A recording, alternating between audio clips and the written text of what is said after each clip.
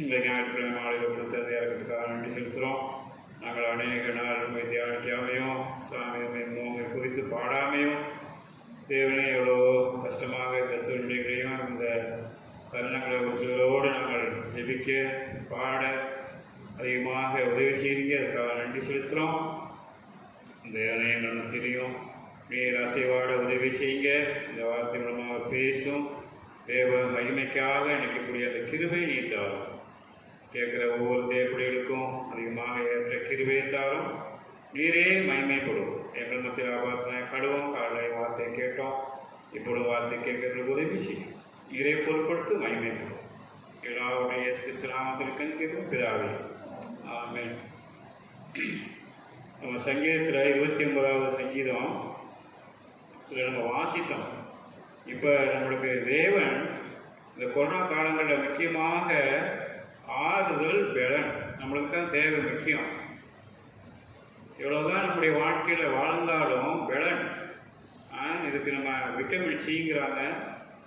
இது எதையோ நம்ம உடம்புல தேவை உள்ளதை நம்ம எதிர்பார்க்கிறோம்.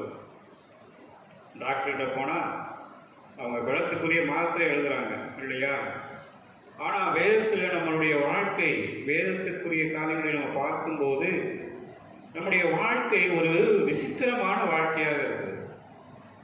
கிறிஸ்து நம்மளுக்கு, இயேசு கிறிஸ்து நம்மளுடைய வாழ்க்கையை பலப்படுத்துகிற கிறிஸ்துவாக இருக்கிறார்.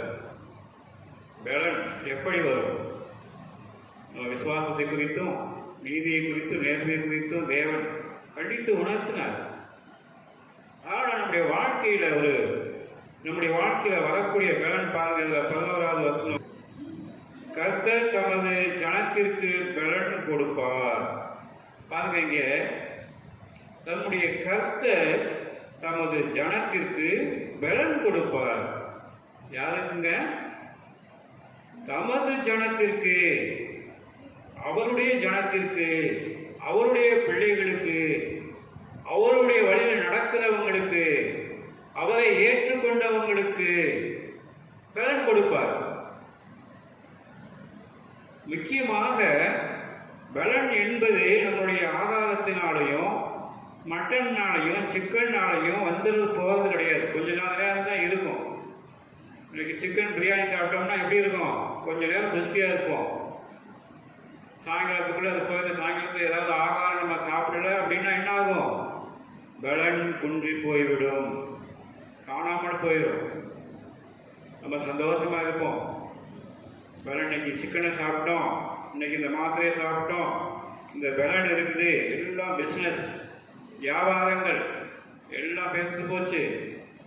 ஆனால் தேவனுடைய பலத்தை நம்ம பெற்றுக்கொள்ள வேண்டும். தேவனுடைய ஆகாரம் நம்முடைய தேவனுடைய பலன், தேவனுடைய வல்லமை, தேவனுடைய மகத்துவம், தேவனுடைய அன்பு, தேவனுடைய பரிமாணம் தான் நம்மளுக்கு பலன். கஷ்டப்படுறவங்க எவ்வளோ கஷ்டப்பட்டு வந்து சாப்பிட்டு படுத்து தூங்கிடுறாங்க. நான் பலம் எப்படி போயிடுது? கொஞ்சம் கூட கிடைக்கிறது கிடையாது. சாராயத்துக்கு பலம் கொடுக்கறது சாராயத்தை குடிக்கிறாங்க, அபிம் கஞ்சாவை சாப்பிட்றாங்க, ட்ரக்ஸை குடிக்கிறாங்க. நம்முடைய பலன் தேவனிடத்திலிருந்து நாம் பெற்றுக்கொள்ள வேண்டும். தேவன் நம்மளுக்கு பலத்தை கொடுக்கிறவராக இருக்கிறாரு. தேவன் நம்மளை உயிர்ப்பிக்கிறவராக இருக்கிறாரு. தேவன் நம்மளை எப்பொழுதுமே அவர் காக்கக்கூடிய, அவர் பிள்ளைகளை கைவிடாத தேவன். இஸ்ரவேல் ஜனங்களுடைய காரியங்களை நீங்க வாசித்து பார்த்தீங்கன்னா, அவங்க தேவனை அண்டி இருக்கிற ஜனத்துக்கு ஒரு தீமையும் வராது. மோசே தேவனோடு அண்டி இருந்தார், ஆபிரகாம் தேவனோடு அண்டி இருந்தார், தாவீது தேவனோடு அண்டி இருந்தார், யோசேப்பு தேவனை பற்றி கொண்டு வாழ்ந்தார். அநேக தீர்க்கதரிசிகள், அநேக தேவ பிள்ளைகள், அநேக ராஜாக்கள் தேவனுடைய அரைவணைப்புல தேவனுடைய பலத்தை பெற்றுக்கொண்டு வாழ்ந்தார்கள். நம்முடைய வாழ்க்கையில நாம் என்ன செய்கிறோம்?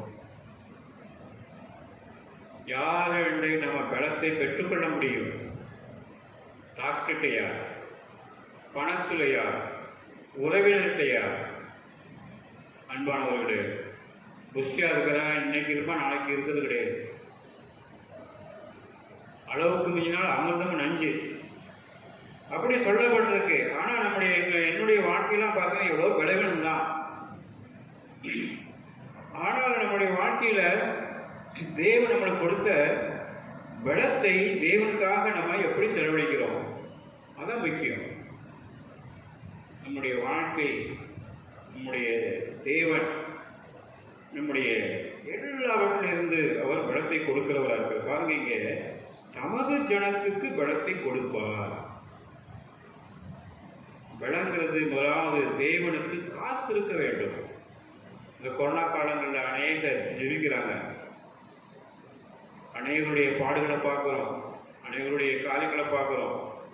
முதலாவது தேவனுக்கு காத்திருக்கிறது நம்ம இருதயத்தை புஷ்டியாகும். பாருங்க, 27வது சங்கீதம் 14வது வசனம் என்ன சொல்லுது? கர்த்தருக்கு காத்திரு, அவர் உன் இருதயத்தை சிறப்படுத்துவார். திடமனதாயிரு, கர்த்தருக்கே காத்திரு. தேவனுக்கே காத்திரு. மனுஷனுக்காக எவ்வளோ பேர் காத்திருக்கிறாங்க, பணத்துக்காக காத்திருக்கிறாங்க. உலகம் மாயை, உலகம் வஞ்சிக்கிறவர்களுடைய காரியங்கள், உலகத்தினுடைய ஆசபாசங்களை நம்ம நம்பி, உலக மனிதர்களை நம்பி ஏமாந்து போன மக்கள் அநேகர். நானும் அதில் ஒருத்தன். மனிதனுடைய வாழ்க்கை ஒரு புள்ளை போல, ஒரு பூ போல வாழ்க்கை. புல்லு காலையில் முளைச்சிச்சுன்னா அந்த பூ பூக்கிறது என்ன ஆயிரும்? அப்படியே கரிஞ்சு போயிடும். இந்த ரோஸ் வச்சிருக்கிறாங்க பாருங்க, 2 நாளாக இருக்குது, 2 நாளும் இருப்பது கிடையாது. அந்த அழகு அது மாறி போகுது. அதே ஜீவியம் தான் நம்முடைய வாழ்க்கை. கர்த்தருக்கென்று நம்மளுடைய வாழ்க்கை காத்திருப்பது, அவரை அண்டிக் கொள்வது, அவருடைய பாதத்தை பற்றி கொள்வது, அப்பதான் நம்மளுக்கு பலம் கிடைக்கும். பரவாயில்ல, பாஸ்டிங் பீரியட்ல எத்தனை பேர் பாஸ்டிங் இருக்காங்கன்னு தெரியல, நம்ம ஃபெல்லோஷிப்ல எத்தனை பேர் ஜெபம் பண்றாங்கன்னு தெரியல. ஆனால் நம்முடைய வாழ்க்கையில தேவனோடு இருக்கக்கூடிய உறவு முக்கியமானது. ஃபர்ஸ்ட் காத்திருப்பது, 2வது நம்மளுடைய ஜெபம். தேவன் ஜெபத்தை அங்கீகரிக்கிறார். முக்கியமான நம்முடைய தேவன் ஜெபம் முக்கியமாக நம்மளுக்கு வேண்டும். யாருடைய ஜெபம்? கண்ணீர் உள்ள ஜெபம், அன்னாருடைய ஜெபம், அவங்களுடைய அரவணைப்பு, அவங்களுடைய வாழ்க்கை. அதுக்கு அண்ணாவுடைய ஜெபத்துல என்ன இருந்துச்சு? அது எப்படின்னா, ஒரு கண்ணீர் இருந்தது, 2வது தியாகம் இருந்தது. அது எல்லாருக்கும் தெரியும். அன்னாள் வாழ்க்கையில ஒரு புறக்கணிக்கப்பட்ட ஒரு ஸ்திரீயாக, ஒதுக்கப்பட்ட ஒரு ஸ்திரீயாக, அவங்க எதுக்குமே அவங்களுடைய அற்பமாக எண்ணப்பட்ட ஒரு ஸ்திரீ. தேவன்கிட்ட வந்து கதறினாங்க, தேவன்கிட்ட வந்து பேசினாங்க, தேவனுடைய உறவை நாடினாங்க. சேலஞ்ச் அவங்களுடைய வாழ்க்கை. ஒரு பொருத்தனை பண்ணாங்க, அர்ப்பணிப்பு. தன்னுடைய குழந்தையை, 5 வருஷ குழந்தையை அப்படியே அர்ப்பணித்து தேவ பலனை பெற்றுக்கொண்டு போனாங்க. தேவனுடைய ஆவியை பெற்றுக்கொண்டு போனாங்க, தேவ சுவாபத்தை பெற்றுக்கொண்டு போனாங்க, தேவனுடைய மகிமையை பெற்றுக்கொண்டு போனாங்க. இந்த காலங்களில் பொருத்தனை பண்றாங்க, ஆனா தேவனுக்கு கொடுக்கறது கிடையாது. வஞ்சனை, தசமபாகத்துல வஞ்சனை, தேவனுக்கு செலுத்தக்கூடிய டயத்தை வஞ்சனை, ஜபத்துல வஞ்சனை. தேவனை நம்ம ஆராதிக்கும் போது, ஜெபிக்கும் போது, ஜெபித்து அவனுடைய நாமத்தை நம்ம சில பேர் ஏறெடுக்கிறாங்களா என்னன்னு தெரியாது. தனி ஜெபம், குடும்ப ஜெபம், சபை ஜெபம் முக்கியம். இதெல்லாம் தேவ பலத்தை கொடுக்கக்கூடியதாக அன்னாளுடைய வாழ்க்கை ஒரு ஆசீர்வாதமான வாழ்க்கையாக அவங்களுக்கு நம்ம இருந்ததை பார்க்கிறோம். அவங்களுடைய 2வதாக அந்த அன்னாளை நம்ம பார்த்தோம். 3வதாக நம்முடைய வாழ்க்கை உண்மைத்தன்மையினுடைய வாழ்க்கை. தேவனுடைய பலத்தை பெற்றுக்கொள்வதற்கு உண்மைத்தன்மை, யோசேப்பினுடைய உண்மைத்தன்மை வாழ்க்கையில் நம்மளுக்கு முக்கியம். இந்த காலங்களில் ஒரு குடும்பத்தில் உண்மைத்தன்மை கிடையாது. அபகரிக்க நினைக்கிறாங்க, நேசிக்கிறது கிடையாது, கணவனை நேசிக்கிறது கிடையாது, மனைவியை நேசிக்கிறது கிடையாது, மாமியாரை நேசிக்கிறது கிடையாது, தன்னுடைய அப்பாவை நேசிக்கிறது கிடையாது. அன்பானவர்களே, இப்போ நம்ம வெளி உலகத்தை நேசிக்க முடியாது. ஏன்னா கொரோனா இருக்கிறதுனால நம்ம தூரம் நிற்கிறோம், ஏன்னா நம்மளுக்கு வந்துடும் அப்படின்ட்டு. ஆனால் தேவனுடைய பலத்தை பெறுவதற்கு உண்மைத்தன்மை முக்கியம். நாலாவதாக நம்முடைய வாழ்க்கையை அவர் சித்தத்தை செய்வது, அது ஒரு பலன். குறிப்பான காரியங்கள், தேவன் சித்தத்தை, நம்முடைய வாக்கு தத்தத்தை, நம்ம ரசிக்கப்பட்ட வாக்கு தத்தத்தை வாங்குறோம். ஆனாலும் அந்த வாக்கு தத்தத்தை நம்முடைய வாழ்க்கையில தேவ சித்தமாக இருக்குதா? ரசிக்கப்படுறாங்க, நம்முடைய பாவத்தை தேவன் மன்னித்தார் என்று மறுபடியுமாக நம்முடைய பாவத்துக்குள்ள போனோம்னா அது ஒரு பெரிய ஆபத்தாக நம்முடைய வாழ்க்கை இருக்கிறத பார்க்கிறோம். அதனால நம்முடைய வாழ்க்கை, தாவீது ராஜாவுடைய வாழ்க்கையை பார்க்கிறோம். ஒரு ஆடு மேய்ச்சிக்கிட்டு இருந்தவன் நம்முடைய வாழ்க்கை, ஒரு பெலா எப்படி வந்தது? ஒரு கோலியாத்து முன்பதாக நிற்பதற்கு. வெற்றியுள்ள வாழ்க்கை எப்போ வந்தது? தேவனை தூசித்த மனிதனை நாம் சும்மா விடக்கூடாது அப்படின்ற ஒரு பலன் தேவனிடத்துல பெற்றுக்கொண்டு அவனை போனான். அங்கே போனான். தேவனிடத்துல வாக்கு தத்தங்களை பெற்று நம்முடைய வாழ்க்கையில நம்முடைய ஜீவன், நம்முடைய பலன், நம்முடைய காரியத்தை நம்ம செய்யும் போது நம்மளுக்கு அவருடைய சத்தம் நம்முடைய காதில் தோணிக்கும். இங்கே பார்த்தோம், இதில் வாசித்து பார்த்தோம். அவருடைய சத்தம் வல்லமை உள்ளது. அவர் சத்தம் மகத்துவம் உள்ளது. அவருடைய சத்தம் எல்லாவற்றையும் முறிக்கக்கூடியது. கேது மரமாக இருந்தாலும் சரி, வெளியாக இருந்தாலும் சரி, எதுவாக இருந்தாலும் சரி, ஒரு வார்த்தை, அவருடைய வல்லமை, அவருடைய பலன், ஒரு வார்த்தை சொன்னா போதும். அன்பானவர்களே, ஆகாதத்தினால் நம்மளுக்கு பலன் வந்துடாது. அவரோடு இருக்கிற அந்த அரவணைப்புனால நம்முடைய வாழ்க்கையில பலன் வரும். பாருங்க, இந்த சங்கீதம் 24 சங்கீதம் 13வது வசனத்தை பாருங்க. நானும் ஜெவனுள்ளோர் தேசத்திலே கர்த்தருடைய நன்மையை காம்பேன் என்று விசுவாசியாக இருந்தால் கெட்டு போயிருப்பேன். நம்முடைய வாழ்க்கையில அவருடைய நன்மையை பார்ப்பதற்கு, அவருடைய காரியங்களை பார்ப்பதற்கு, அவருடைய தேசத்தின் கர்த்தருடைய நன்மையை பார்ப்பதற்கு தேவன் நம்மளுக்கு கொடுத்த காரியங்களாக இருக்கிறது. அவருடைய நன்மையை நம்ம பார்க்க வேண்டும். அவருடைய மகத்துவத்தை நம்ம பார்க்க வேண்டும். சரி, சங்கீதம் 68வது சங்கீதம் 28வது வசனம் வாசிங்க. தேவன் உனக்கு பலத்தை கட்டளையிட்டார். தேவனே, நீர் எங்கள் நிமித்தம் உண்டு பண்ணினதை திடப்படுத்தும். பாத்தீங்களா? தேவனே யாருக்கு? தேவன் தான் பலத்தை கட்டளையிட்டார்.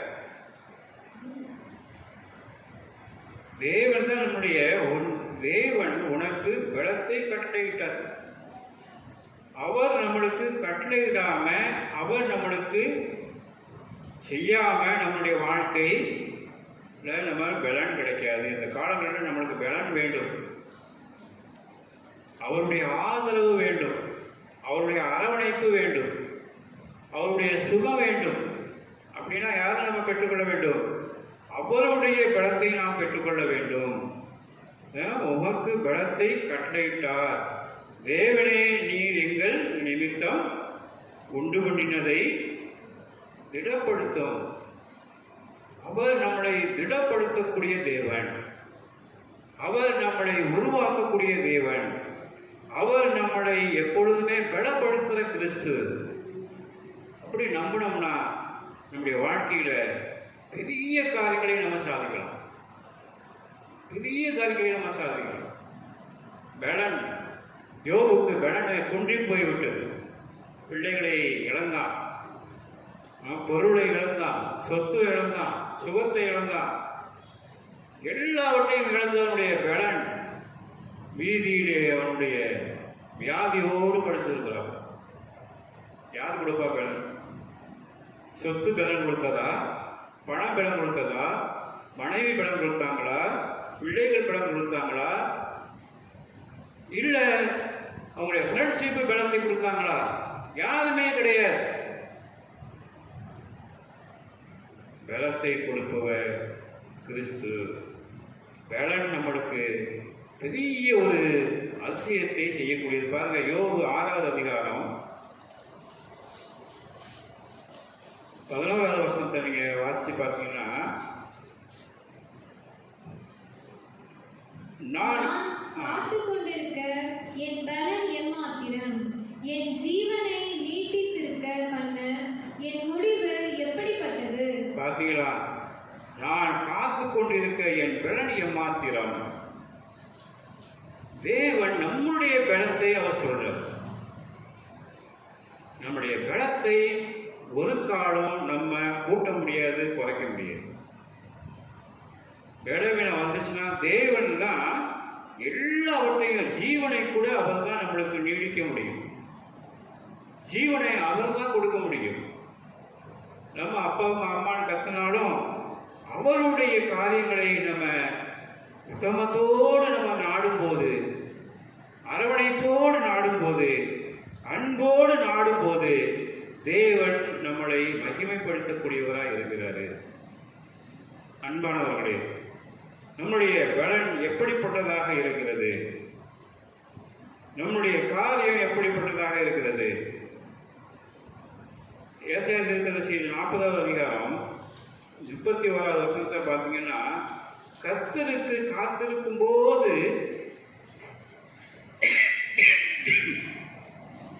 நம்முடைய வாழ்க்கை ஒரு வித்தியாசமாக மாறும். 40வது அதிகாரம் 31வது வசனம், கர்த்தருக்கு காத்திருக்கிறவர்களோ புது பலன் அடைந்து கழுகுகளைப் போல செட்டைகளை அடித்து எழும்புவார்கள். அவர்கள் ஓடினாலும் இளைப்படையார்கள், நடந்தாலும் சோர்ந்து போவார்கள். பார்த்தீங்களா? இங்கே கர்த்தருக்கு காத்திருக்கிறவர்களோ புது பலன் அடைந்து கழுகுகளைப் போல செட்டை அடித்து எழும்புவார்கள். தேவனுடைய உறவு, தேவனுடைய அன்பு, தேவனுடைய அரவணைப்பு நம்மளுக்கு உதாரணமாக ஒரு கழுகை தேவன் கொடுக்கிறார். நம்மளுக்கு முக்கியம் தேவனுடைய அந்த உறவு. அந்த தேவனுடைய உறவை நாம் பெற்றுக்கொண்ட போது நம்முடைய இதயத்தில் ஒரு சந்தோஷமான பலத்தை நாம் பெற்றுக்கொள்ள முடியும். ஒரு அரவணைப்பை பெற்றுக்கொள்ள முடியும், ஒரு அன்பை பெற்றுக்கொள்ள முடியும், உறவை பெற்றுக்கொள்ள முடியும். அப்படிப்பட்ட கிறிஸ்து நம்மளோடு இருந்து அநேக தேவனோடு இருந்து உறவை பெற்றுக்கொண்டார்கள், மகிழ்ச்சியை பெற்றுக்கொண்டார்கள், அரவணைப்பை பெற்றுக்கொண்டார்கள், அவருடைய நித்திய ஜீவனை பெற்றுக்கொண்டார்கள். இன்னைக்கு நம்ம தேவனுடைய வார்த்தையில பயணத்தில் வாசித்தோம், கேட்டோம். மனம் திரும்புதல் முக்கியம். நம்முடைய மனம் திரும்புதல் முக்கியம். தாவீது மனம் திரும்பினவுடன் தான் தேவ பலத்தை பெற்றுக்கொண்டார். பாவத்தில் நம்ம ஜீவிக்கும் போது பலன் நம்மளுக்கு கிடைக்காது. மாமிசத்தின் சிந்தை மரணம், ஆவியின் சிந்தையோ ஜீவனும் பலனுமா. மாமிச சிந்தை, அதை செஞ்சிருவோம், இதை செஞ்சிருவோம், அப்படி வளர்ந்துருவோம், இப்படி வளர்ந்துருவோம், அப்படி நம்முடைய வாழ்க்கை அப்படி ஓடும்போது எந்த பலத்தையும் நம்ம பெற்றுக்கொள்ள முடியாது. மாமிச பலம் ஒரு அழிஞ்சு போகிறது, ஆவியின் பலம் நித்திய ஜீவன். நம்மளுக்கு அந்த நித்திய ஜீவனை நம்ம பெற்றுக்கொள்ள வேண்டும்.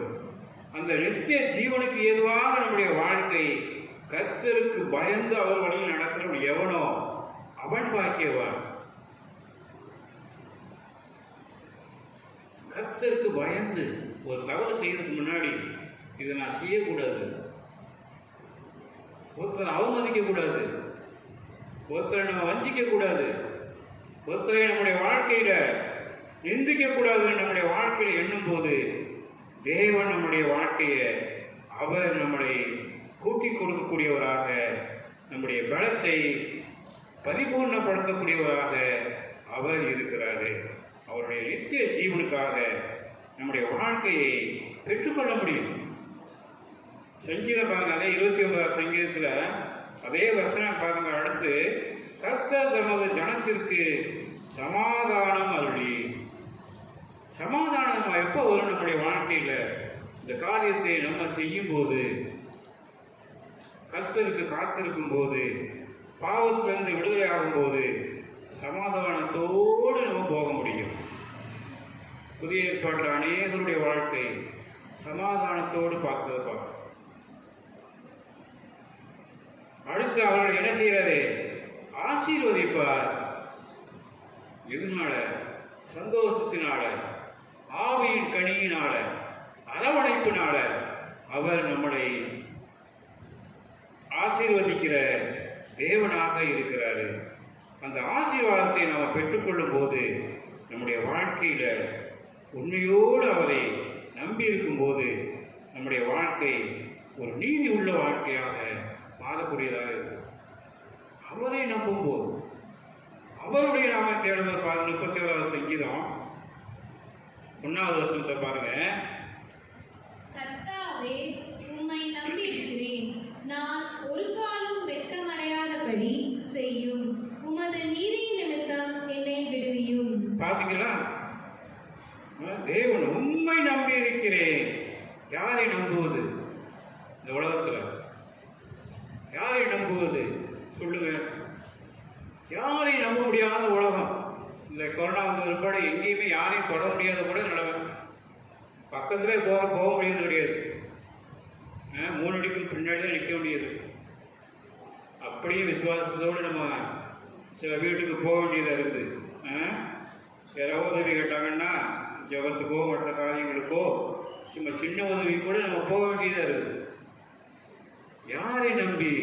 கர்த்தரை நம்பி நம்ம வாழும்போது, கர்த்தரை அரவணைத்து நம்ம வாழும்போது, அவருடைய பிரசனத்தில் நம்ம வாழும்போது, தேவன் மகிமையில நம்ம வாழும்போது நம்முடைய வாழ்க்கை செழிப்படைய பண்ணக்கூடிய தேவன். இஸ்ரவேல் ஜனத்தை ஆசீர்வதித்தாருடைய அவர் சாபத்தை தேவன் விரும்பவே கிடையாது. தேவன் நம்மளுக்கு ஆசீர்வாதத்தை தான் வச்சிருக்கிறார். சாபத்தை நம்மளுக்கு அவர் கட்டளையிடவே கிடையாது.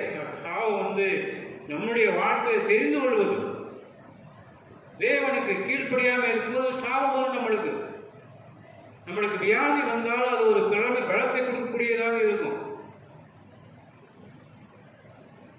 அன்பானவர்களே, நம்முடைய வாழ்க்கை அவரை சார்ந்து இருக்கும்போது, அவருடைய ஆலோசனையில் இருக்கும்போது, அவரை நாடும் போது, அவரை நம்ம பெற்றுக்கொண்டு ஜீவிக்கும் போது நம்முடைய வாழ்க்கையில தேவன் பெரிய காரியங்களை நம்மளுக்கு செய்வார். பெரிய காரியங்கள். அவருடைய சத்தம் இந்த பூமியை அதிர பண்ணும். அவர் நம்மளை நியாயம் தீர்க்கக்கூடியவர். அப்படிப்பட்ட தேவனை நம்ம கிருபை உள்ள தேவன், அரவணைக்கக்கூடிய தேவன், அன்புள்ள தேவன். அவருடைய நம்ம வரும்போது, அவர் சிலுவை அண்டையை நம்ம வரும்போது, அவருடைய அரவணைப்புக்குள்ள வரும்போது, அவருடைய பராமரிப்புக்குள்ள வரும்போது, அவருடைய உள்ளத்துக்குள்ள நம்ம வரும்போது தேவன் நம்மளுடைய வாழ்க்கையை மாற்றி அமைக்கக்கூடியவர். அவர் சிலுவை நம்மளுக்கு ஒரு கேடகம். அவர் சிலுவை நம்மளை உயிர்ப்பிக்கக்கூடியது. இயேசு கிறிஸ்துவனுடைய கரங்களுடைய ஆணிகள் அடித்த அந்த காயங்களை பார்க்கும்போது நம்முடைய உள்ளங்கள் உடையணும். அவருடைய சிரசில முள்முடி இருக்கும்போது நம்முடைய உள்ளங்கள் உடையணும். தேவனுடைய மகிமையை நம்ம பார்க்கும்போது நம்ம அதிர்ந்து போனவங்களாக நம்ம வாழணும். அன்பானவர்களே, தேவனை நம்பி, தேவனுடைய பிரசனத்தை நம்பி, தேவனுடைய மகத்துவத்தை நம்பி நம்ம வாழும்போது நம்மளுக்கு நம்முடைய வாழ்க்கை பலன் உள்ளவங்களாக நம்ம போகிறோம். சங்கிலியினால் கட்டப்பட்டவன் தேவனிடத்தில் போகும்போது அவனுடைய பலன் உள்ளவனாக அந்த பிசாசு லேகிவன் பிசாசு பிடித்திருந்தவன் பலன் உள்ளவனாக திரும்பி போனான். இயேசு கிறிஸ்து நம்மள்கிட்ட வரும்போது நம்முடைய உள்ளங்களை, நம்முடைய ஆத்மாவை, நம்முடைய எண்ணங்களை மாற்றி கொடுக்கக்கூடியவராக இருக்கிறார். நம்ம எப்படிப்பட்டவங்களாக நம்ம ஜீவிக்கிறோம்? எப்படிப்பட்ட பலத்தை நாம விரும்புகிறோம்?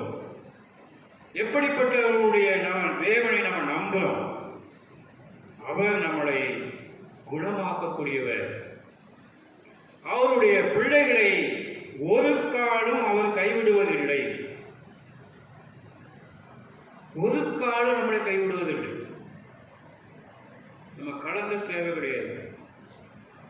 நம்முடைய வாழ்க்கையில தேவன் நம்மளுக்கு பலத்தை கொடுத்து அவர் நம்மளை புஷ்டியாக வல்லமையாக நம்ம தேவ பலத்தை கொடுத்து இந்த கொரோனா காலங்களில் நம்முடைய பாதுகாப்பை கொடுக்கக்கூடிய வல்லமை தேவனிடத்தில் ஒருவருக்கிட்ட மாத்திரம்தான் இருக்கு. அதான் நம்முடைய இயேசு கிறிஸ்துவனுடைய வாழ்க்கை. கடைசியாக பாருங்க, 147வது சங்கீதம் 16வது வசனம் பாருங்க. தமக்கு பயந்து தமது கிருபைக்கு காத்திருக்கிறவர்கள் மேல் கர்த்தர் பிரியமாய் இருக்கிறார். நம்மளுக்கு பயந்து பொல்லாப்பை விட்டு விலகும் போது நம்முடைய வாழ்க்கையில பலன் கிடைக்கும், அரவணைப்பு கிடைக்கும், தேவனுடைய கிருபை கிடைக்கும், தேவனுடைய மகத்துவம் கிடைக்கும்.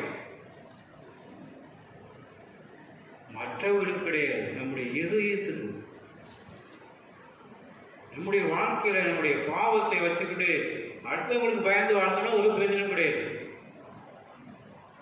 தமக்கு பயந்து தமது கிருபைக்கு காத்திருக்கிறவருமே நம்மளுக்கு பயப்படணும். தேவ சிலுவையினுடைய கிருபையை நம்ம காத்து கொள்ளணும். தேவ கிருபையுடைய சிலுவையினுடைய அன்பை காத்து கொள்ளணும். அப்பத்தான் நம்முடைய தேவன் நம்ம மத்தியில அவர் பிரியமா இருப்பார்.